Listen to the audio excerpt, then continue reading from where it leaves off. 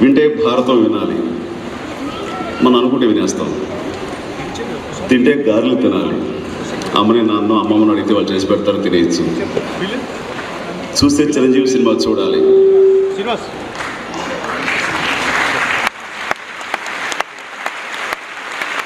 అది చూసేయచ్చు. కుదరకపోతే బ్లాక్లో తప్పైనా పోయి చూసేయచ్చు.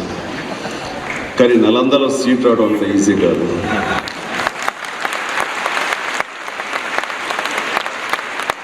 ఇది ఎవరు చెప్తే కాదు, అనుభవించారు కాబట్టి తెలుస్తుంది.